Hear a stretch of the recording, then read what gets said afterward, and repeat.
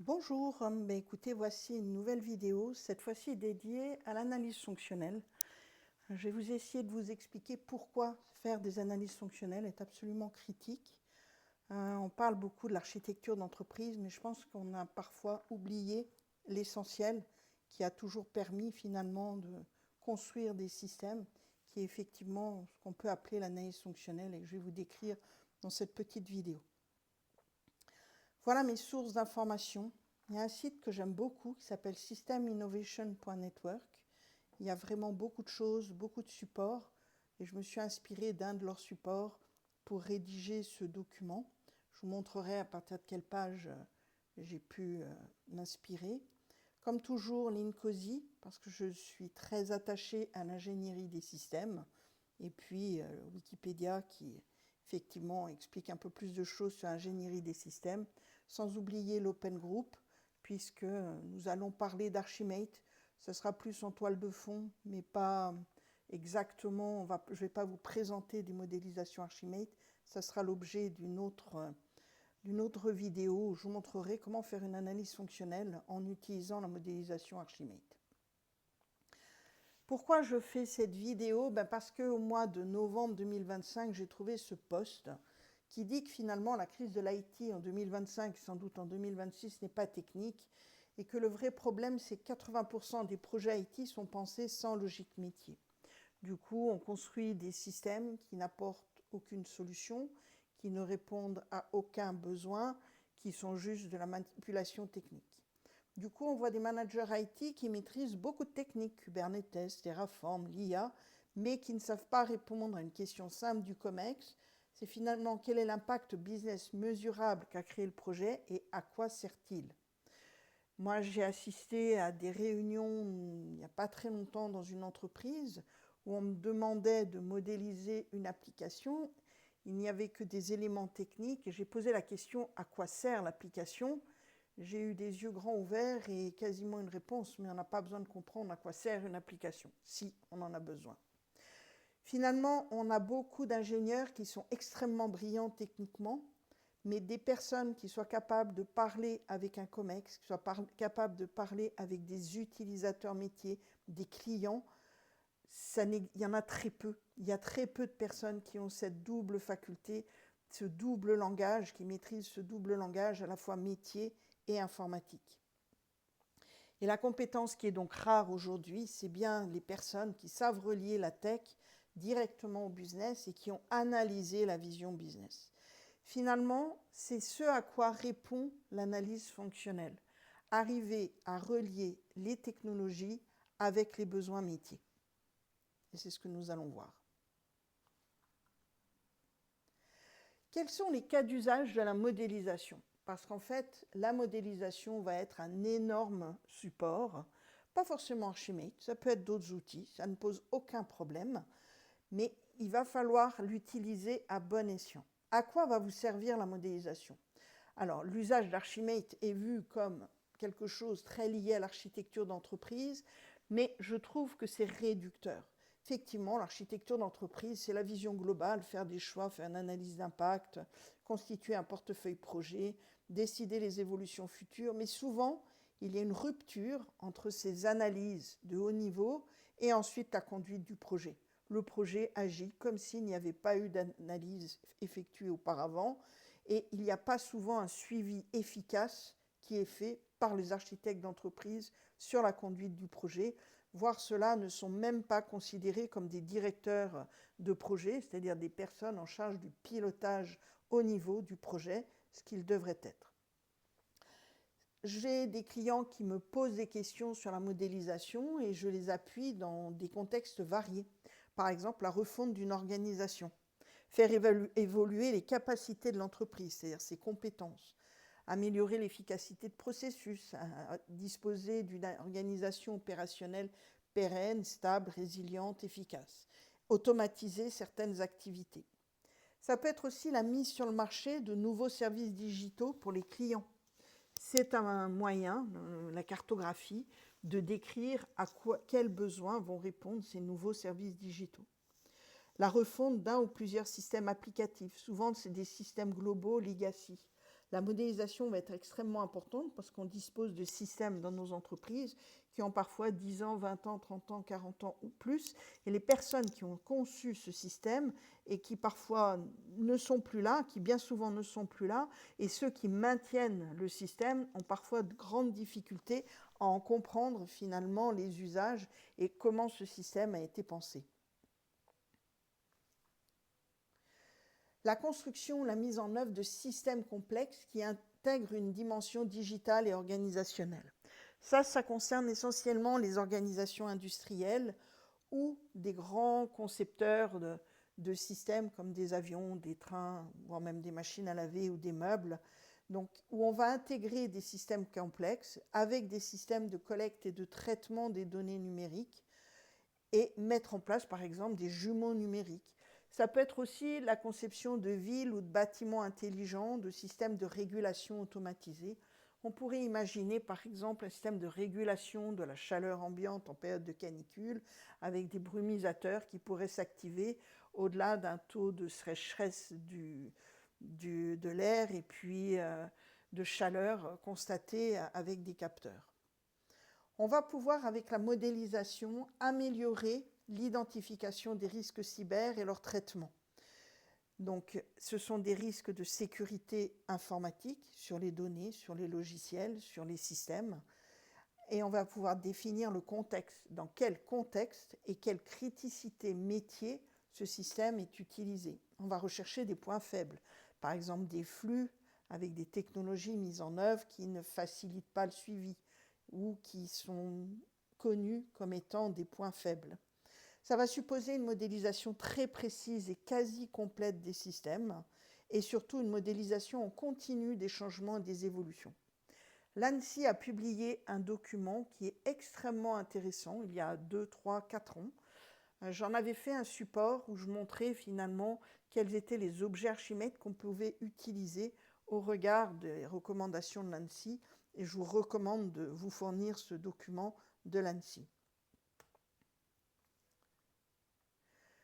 On va pouvoir, avec la modélisation, assurer et prouver la conformité réglementaire. Quand je parle de conformité réglementaire, ce sont des conformités réglementaires qui concernent les opérations quotidiennes dans l'entreprise. Ça va être DORA pour les assurances et les banques, NIS 2, tout ce qui est bonne pratique de laboratoire, bonne pratique de fabrication pour la chimie, la pharmacie, le RGPD avec ce fameux registre des traitements, le Cyber Resilience Act qu'on nous demande de respecter en Europe, la résilience d'entités critiques, c'est-à-dire on va identifier des entités de l'entreprise qui sont critiques. Ces entités vont réaliser un certain nombre de processus qui eux-mêmes seront critiques et donc il va falloir cartographier. Et tout ce qui concerne même le RSE, c'est-à-dire qu'on peut intégrer dans la cartographie des pratiques RSE et montrer comment on met en œuvre le RSE concrètement dans une entreprise. Par exemple, on va associer des règles à des étapes de processus ou à des traitements informatiques. On va intégrer des validations, des points de contrôle dans les processus. On va enregistrer dans le système d'information les contrôles effectués, les plans d'action, les responsabilités sous forme d'un RACI. On va effectuer des inventaires d'actifs informatiques, classer leur sensibilité, montrer le lien entre ces actifs informatiques et les étapes de processus. Donc tout cela, ça va permettre de prouver la conformité réglementaire. J'ai vécu beaucoup d'audits parce que j'ai travaillé longtemps dans la chimie. Il est mieux de montrer qu'on a une cartographie, même imparfaite, de montrer qu'on a fait des audits, qu'on a identifié des points faibles, qu'on a des plans d'action, que ces plans d'action sont suivis et qu'on met en œuvre ces plans d'action. En fait, dans un audit, l'objectif n'est pas d'être le meilleur élève de la classe, c'est vraiment de montrer que l'on a un travail en continu d'amélioration. Donc, la modélisation va faire partie de ce système d'amélioration continue. Si vous voulez mettre en place un système de modélisation, vous avez besoin de 4 éléments majeurs. Vous avez besoin d'un langage, c'est-à-dire vous allez devoir dire si vous voulez utiliser de l'UML, du BPMN, de l'Archimate ou d'autres systèmes de modélisation. Vous allez devoir choisir un outil. Quand vous allez démarrer, je vous conseille de prendre l'outil le plus standard possible du marché, le plus simple et le moins coûteux.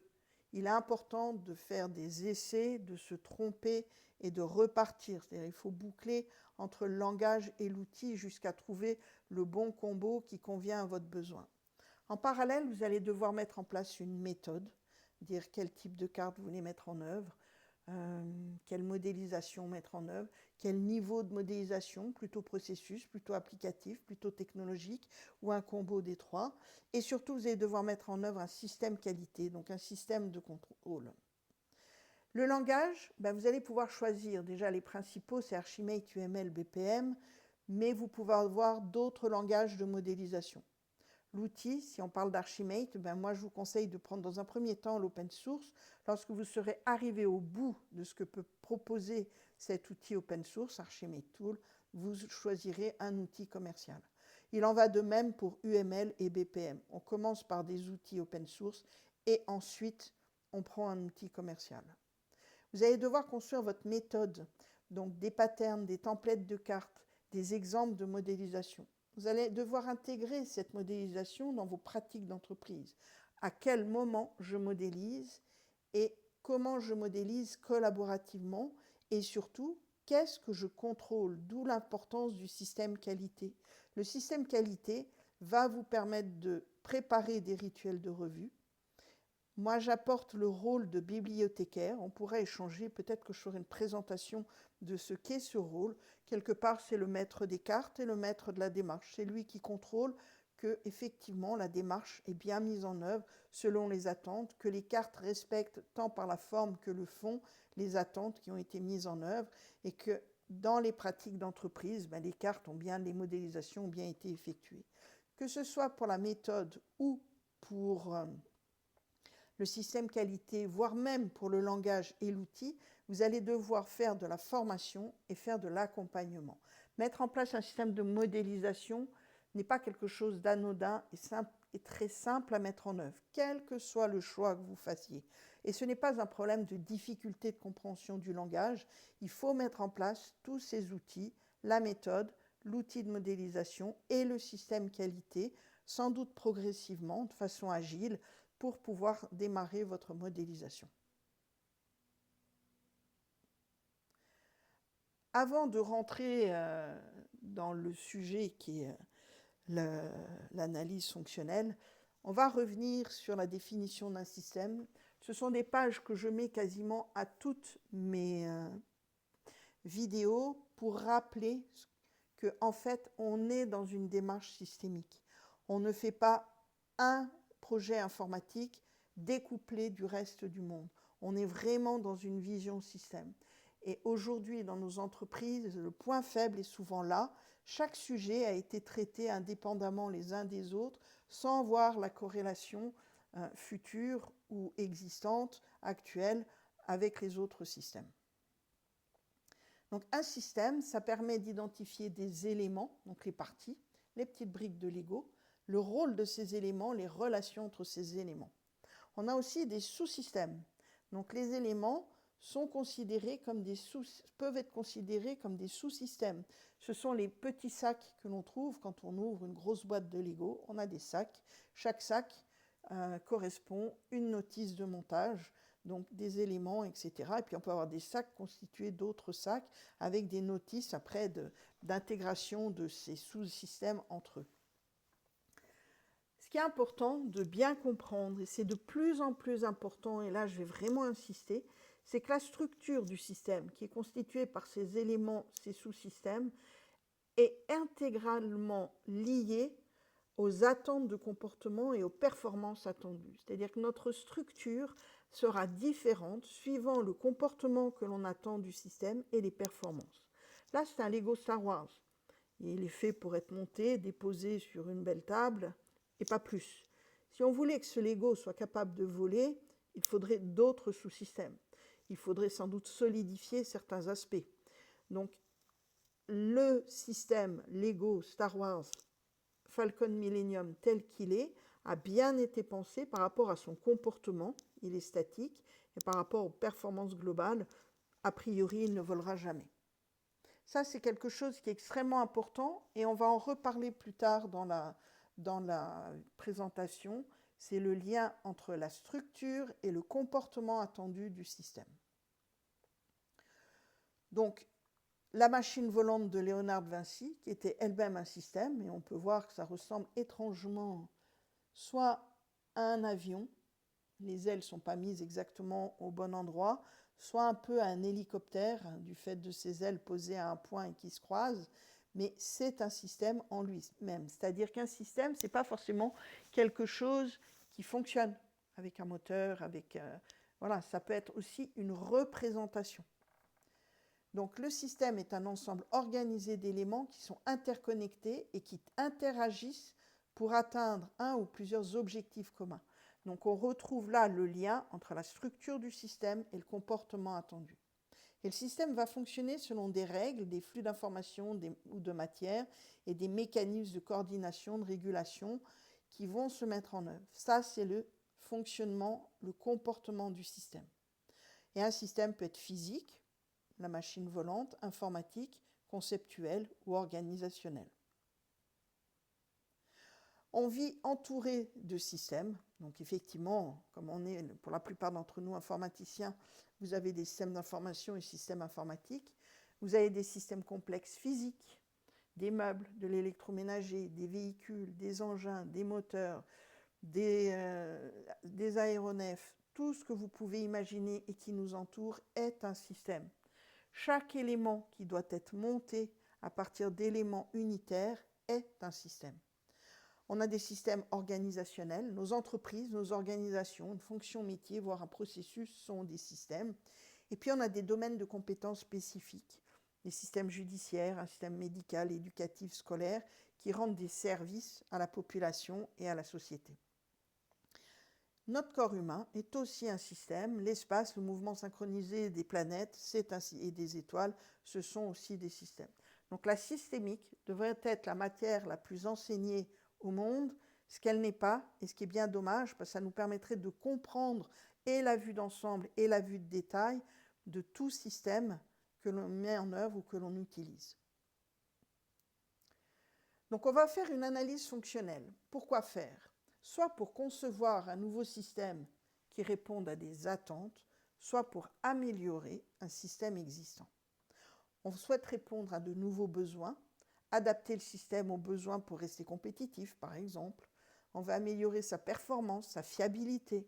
On veut éliminer soit de la dette technique, donc une instabilité chronique, soit de la dette d'usage, un système qui n'est plus utilisé parce qu'il ne répond plus aux besoins ou qui est mal utilisé. On veut corriger des vulnérabilités.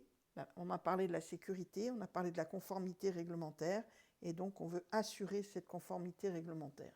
Globalement, voilà pourquoi on aura besoin de faire une analyse fonctionnelle. Ça répond vraiment à ce que je vous ai dit en introduction, avec tous les cas d'usage des démarches de modélisation.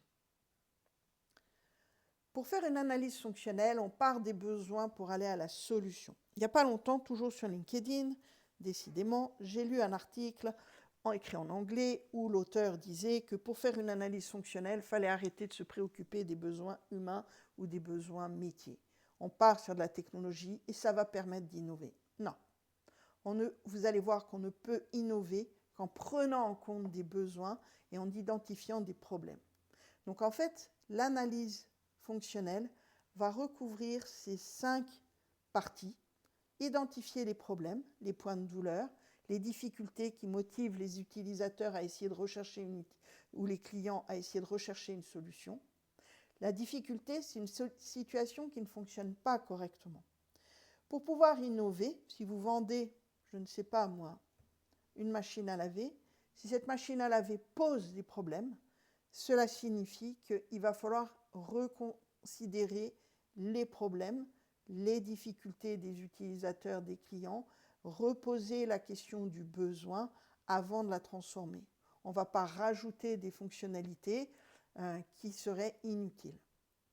Une fois qu'on a identifié le problème, on va chercher les fonctions. Les fonctions, c'est en fait la recherche de solutions. C'est le début de la recherche de solutions.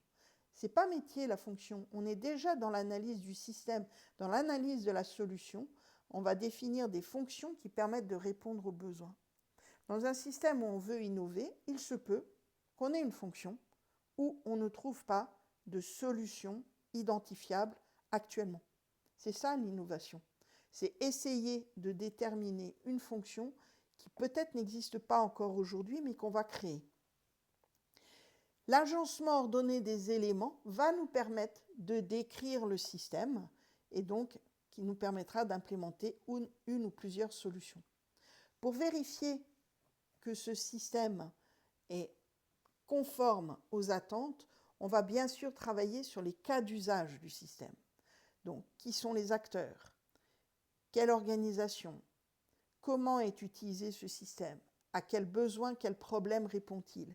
Et ça nous amène à reconsidérer une boucle d'amélioration qui est, à partir de mes cas d'usage de mon système, que je rebalaye, je retravaille sur mes points de douleur, les fonctions, le système. C'est important en fait, pourquoi ne pas avoir pris les cas d'usage du système immédiatement? Parce que en faisant l'analyse problème, fonction, système, on va trouver peut-être de nouveaux cas d'usage qu'il va falloir intégrer ou pas. Si ces cas d'usage ont un intérêt, on les intégrera. S'ils n'en ont pas, on les laissera de côté.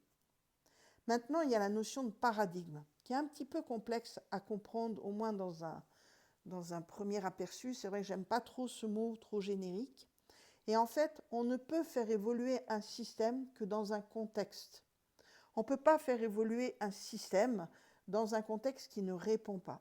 Exemple, si je décris un système qui permet d'être tiré par des chevaux et de glisser sur la neige, ce système sera totalement inopérant en période de canicule et de sécheresse car il n'y a pas de neige. C'est l'exemple le plus simple que je puisse trouver. C'est-à-dire dans quel contexte d'usage mon système va être utilisé. Les cas d'usage du système, où on les trouve? Est-ce qu'ils correspondent vraiment à une catégorie d'utilisateurs qui est critique, qui est suffisamment importante et qui pourra permettre de valoriser ce système? Okay? Bien, allons-y. L'analyse fonctionnelle, le problème que je souhaite discuter avec vous, c'est la notion de porter-transporter. Les contextes d'usage, on les a dans les images à droite. J'ai besoin de porter-transporter 4 enfants.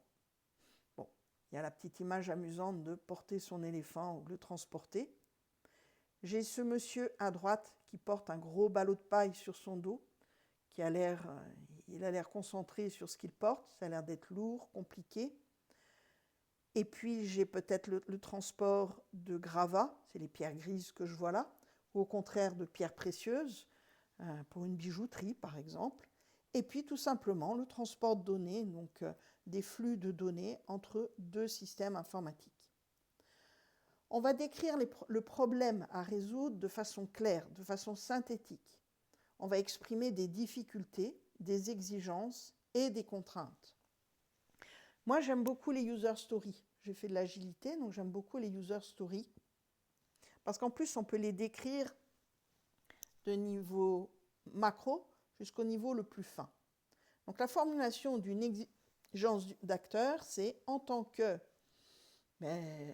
parent, je dois transporter 4 enfants afin de les emmener à la crèche, chez le médecin, à l'école, où vous voulez. On va formuler donc des exigences. On va constituer un référentiel d'exigences. Pour ce référentiel d'exigences, je vous conseille de regarder le BABOK, Business Analysis Book of Knowledge. C'est réellement le premier livre qui a expliqué ce qu'était une exigence. On va aussi formuler des contraintes. Sur un système technique, on pourra formuler des équations. Ou alors, du verbatim, en tant que je suis empêché de, et on explique. En tant que bijoutier, je suis empêché de transporter sans protection, transporter mes pierres précieuses que je vais utiliser pour fabriquer des bijoux, car je n'ai pas de système de protection. Donc on cherche un système de protection de ces pierres qui soit suffisamment discret pour transporter ces bijoux. Ça peut être une contrainte que l'on peut exprimer de cette manière-là.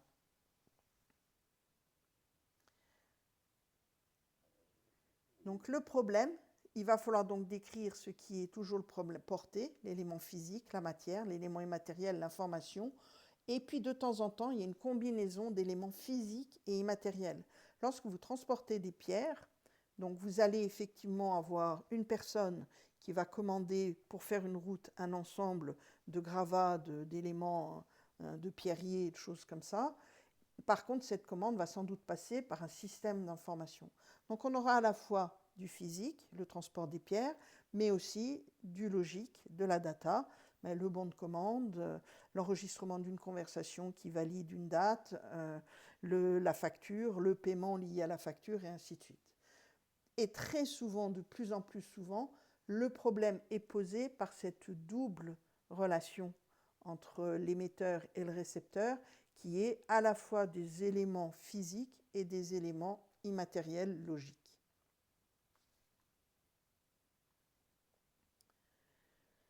On va analyser maintenant les fonctions. Une fois qu'on a défini finalement les exigences, les contraintes, on va pouvoir définir les fonctions. Les fonctions, elles vont se rapporter à ce qu'on a identifié comme exigence. Par exemple, transporter en minimisant les efforts physiques humains. Surveiller ce qui est transporté. Pas de vol, pas de casse, pas de perte. Mettre à l'abri des intempéries, de la destruction, d'un usage malveillant. Protéger, assurer la traçabilité de ce qui a été porté, transporté. Très important pour les pierres précieuses. On a mis un certain nombre de pierres au départ, il faut qu'il y ait le même nombre de pierres avec le même poids à l'arrivée. Et on va donc définir des contextes d'usage de la solution à concevoir, à construire, soit par de la modélisation, soit par du verbatim, du texte. La formulation des exigences de solution, c'est la solution doit nous permettre de. Ça va permettre, cette formulation, de décrire ce que l'on attend du système et d'identifier, ou de moins de commencer à identifier, les types de solutions potentielles. Le système, une fois qu'on analyse, plus on descend sur un mécanisme qui est détaillé, qui est extrêmement précis, on va commencer à concevoir le système. Mais effectivement, pour le transport de l'éléphant tout à l'heure, un camion, c'est tout à fait bien, la poussette, les robots. Effectivement, dans les entrepôts, maintenant, beaucoup de choses sont transportées avec des robots. Le ballot de paille, transporté avec un gros tracteur ou un gros camion. Est-ce que ce système, le tracteur, le camion ou l'éléphant qui porte la paille, quels sont les systèmes que l'on va choisir? Et là, ça fait appel au paradigme. Peut-être que dans certains contextes, l'éléphant ou le cheval ou la carriole sera préférable à un camion ou à un tracteur qui ne répondent pas aux normes, aux attentes finalement des usagers du système. Pareil pour un avion. Là, c'est une maison préfabriquée qui est transportée par un hélicoptère. Là, les pierres précieuses qu'on transporte avec un camion qui est protégé, et ainsi de suite. Je pense qu'il faut réfléchir à ça. Quel est le meilleur système pour transporter le ballot de paille? Sur de longues distances, le camion paraît tout à fait approprié. Parce que là, on a mis énormément de paille pour les animaux. Voilà. Donc, là, c'est pour une longue distance, il y a un gros volume. Pour des petits volumes, en Europe, on va peut-être utiliser un tracteur. Dans d'autres pays où les moyens financiers ne sont pas là, ou même le système de route ou de fourniture en essence ne sont pas forcément efficaces, peut-être que le transport avec un animal restera le plus efficace, le plus simple, le plus abordable.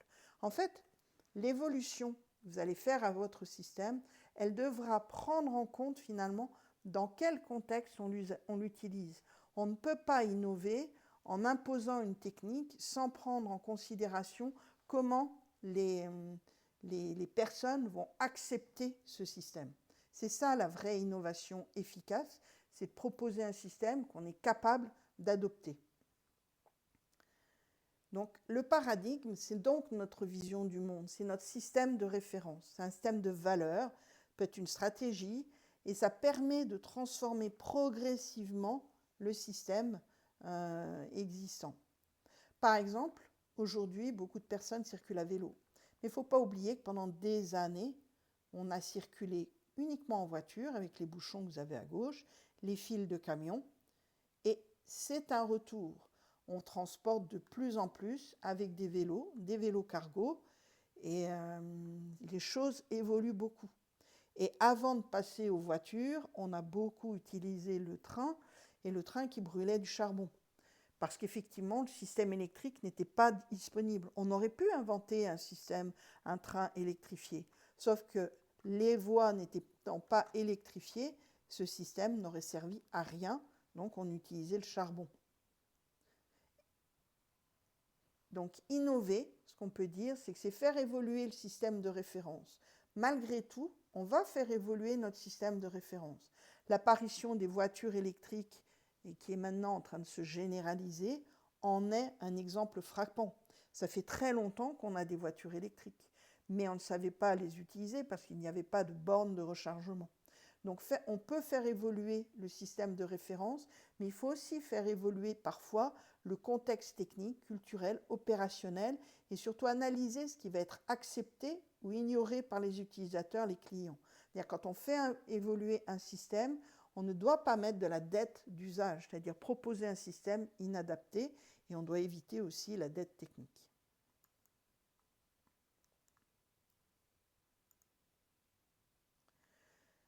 Pour vous montrer et discuter avec vous de ça, on peut dire que finalement de nombreuses inventions sont passées inaperçues lors de leur création. Elles étaient trop novatrices, elles n'ont eu aucun potentiel d'usage généralisable. Il y a quelques exemples dans les pages suivantes. Le premier exemple, il y a eu un article qui est passé aussi sur LinkedIn, si décidément j'y passe ma vie, c'était ARPANET. Au départ, c'est un projet militaire qui est devenu un réseau universel que l'on connaît très bien, qui est Internet. L'origine, c'est 1969. L'adoption, elle était très ciblée. Pourquoi ? Parce que c'est réservé à un cercle restreint d'universitaires et d'industriels jusque dans les années 88-89. Même dans les années 88-89, Internet commençait à exister, le World Wide Web avait été créé, mais ça n'était pas généralisé comme aujourd'hui. Pourquoi ? Pour une raison très simple. Personne à la maison n'avait un ordinateur, très peu de gens avaient un ordinateur à la maison, très très peu. L'utiliser pour se connecter à Internet, parce qu'Internet finalement ne proposait pas de service. On avait en France, par exemple, un Minitel qui répondait à tous les besoins qu'on a quasiment aujourd'hui sur Internet. Donc tout ça, ça a été long pour avoir une adoption, en particulier en France, pour les raisons que je viens de vous expliquer.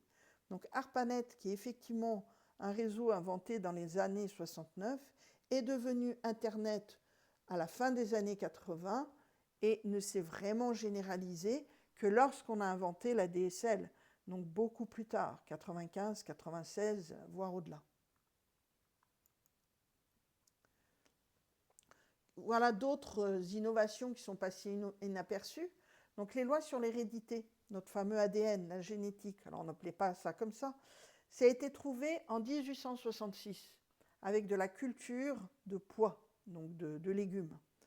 Donc Gregor Mendel a publié ses travaux, mais c'est passé inaperçu parce qu'ils n'ont pas fait le lien entre finalement la culture des pois et puis des caractéristiques qu'on pourrait qualifier aujourd'hui de génétiques qui pouvaient concerner des humains ou des animaux. Ça a été redécouvert au début du XXe siècle. Les propriétés antibiotiques de la moisissure, la pénicilline, le pénicillium. Ça a été créé en 1897, puis finalement, c'était un médecin militaire, donc il a montré qu'effectivement, on pouvait soigner les gens avec de la pénicilline, et ça n'a été redécouvert que 1928 et réellement mis en œuvre que dans les années 50. Donc il a fallu beaucoup de temps avant que les traitements à base de pénicilline soient mis en œuvre. Ces images que je vous montre, je suis allée chercher l'information avec Gemini, qui est donc l'IA d'Android. Et c'est le seul endroit où j'ai utilisé l'IA. Celle-ci, je l'aime beaucoup, la machine à vapeur antique. Héliopile. Finalement, c'est un ingénieur Héron d'Alexandrie, qui conçoit une sphère métallique qui tourne sur elle-même par action de la vapeur. Et puis finalement, ça reste un jouet, un élément de décoration, parce que finalement, on n'a pas besoin de la machine à vapeur. À l'époque, on utilise des esclaves, on fait beaucoup la guerre, on capture des esclaves, et ceux-ci sont utilisés pour travailler. Donc on n'a pas besoin d'automatiser avec de la vapeur d'eau. Ce principe d'énergie thermique sera redécouvert au XVIIe et au XVIIIe siècle. Et donc, on va travailler sur la mécanique à base de vapeur au moment de la révolution industrielle. Pareil, le télécopieur, il a été inventé, figurez-vous, en 1843. Et il a été redécouvert dans les années 70-80. Dans les bureaux, il y avait toujours un télécopieur quelque part, parce qu'en fait, au départ, il n'y avait pas de réseau adapté et surtout pas d'usage identifié pour le grand public ou les entreprises. Les entreprises ne disposaient pas des réseaux au XIXe siècle, des réseaux électriques et du téléphone. Voilà le lien, vous pourrez trouver toutes ces innovations. Et on va travailler maintenant sur la conception des systèmes et qu'est-ce que la modélisation va nous apporter pour faire une analyse fonctionnelle. L'idée sera quand même, l'idée forte, c'est le partage des responsabilités entre les solutions technologiques, donc les techniciens au sens noble du terme, ingénieurs ou autres, qui vont concevoir les solutions, et l'analyse des usages métiers et la démarche de mise en œuvre, qui va être aussi importante qu'avoir quelqu'un qui exprime des usages, un autre qui exprime des solutions, mais où il n'y a pas de recouvrement entre les deux. Ce que je vous disais tout à l'heure, et qu'il va falloir vraiment prendre en compte et réfléchir là-dessus, c'est le lien très fort entre la structure du système, c'est-à-dire les briques qui le constituent. Dans Archimate, on a des relations structurelles. Donc ça permet d'identifier les briques qui constituent la structure de notre système. Dans un Lego, ce sont les petites briques de Lego, tout simplement. Donc le lien très fort entre cette structure et le mode de fonctionnement du système, ainsi que sa performance et le contexte dans lequel le système sera utilisé. Ce qui signifie qu'une analyse fonctionnelle, on va déterminer quelle structure nous souhaitons mettre en œuvre, quel mode de fonctionnement est attendu, pour quelle performance, et quel sera le contexte d'usage dans lequel le système sera utilisé. On a là tous les éléments d'une analyse fonctionnelle qui est réussie. Cette analyse fonctionnelle, on va la construire. Il n'y aura pas de modélisation aujourd'hui. Je ferai une autre vidéo pour définir la modélisation. On va commencer par définir les interfaces du système avec son environnement. On fait ce qu'on appelle une analyse en boîte noire. Il est très important, pour prendre en compte le contexte du système, d'identifier toutes les interfaces de ce système avec l'environnement.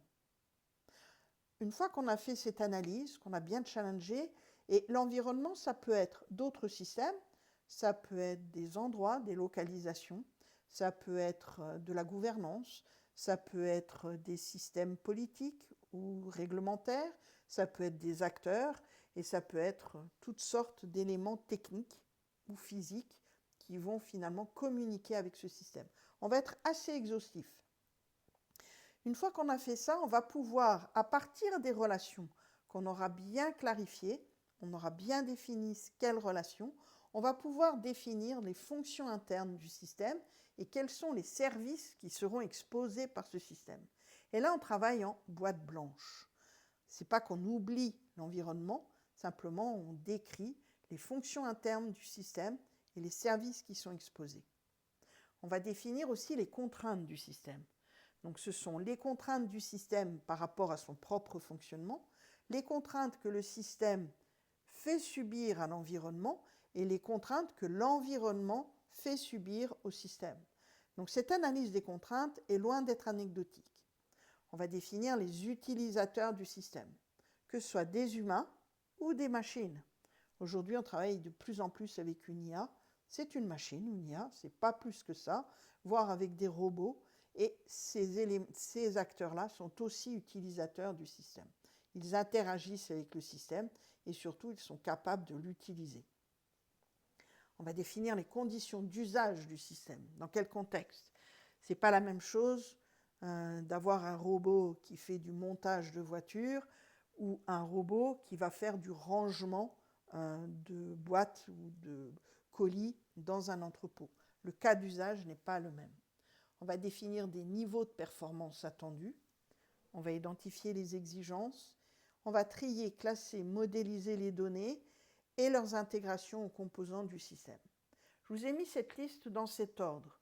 Il est évident que peut-être que vous allez commencer par les conditions d'usage du système et ses cas d'usage. Puis, sans doute, les utilisateurs à ce moment-là. Maintenant, on va définir quelles sont les interfaces du système, avoir l'analyse en boîte noire, puis l'analyse en boîte blanche, définir des contraintes du système, à la fois liées au cas d'usage, aux conditions d'usage, aux utilisateurs, mais aussi aux interfaces que le système va avoir avec l'environnement. C'est-à-dire que ça ne va pas être une analyse qui va être complètement linéaire. Effectivement, moi je classe toujours les choses de cette manière-là. Libre à vous de le classer autrement et surtout de démarrer par le point qui est pour vous le plus important. Si vous avez identifié d'énormes contraintes sur votre système existant, que vous voulez le faire évoluer, il est clair que les exigences et l'analyse des contraintes seront extrêmement importantes.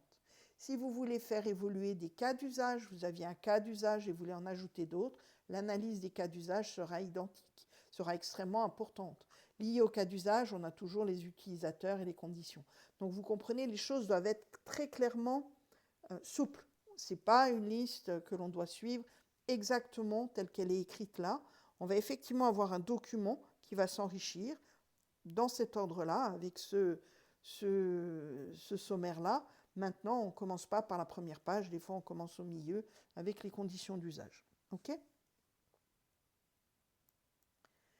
Maintenant, quand on fait une analyse fonctionnelle, il va falloir faire l'analyse fonctionnelle avec 3 points de vue.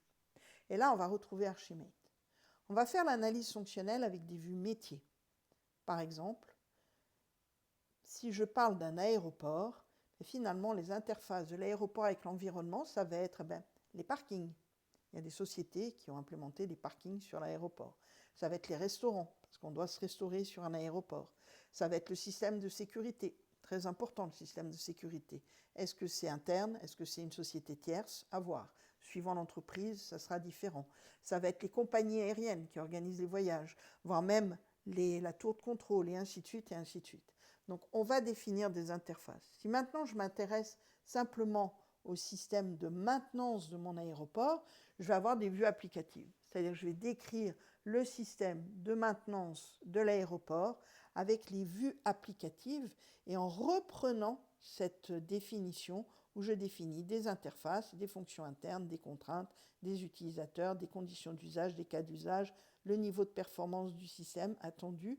Et là, je descends d'un cran. Je ne suis pas au niveau métier comme je l'étais tout d'abord quand je vous ai parlé de l'aéroport, je descends à un niveau applicatif.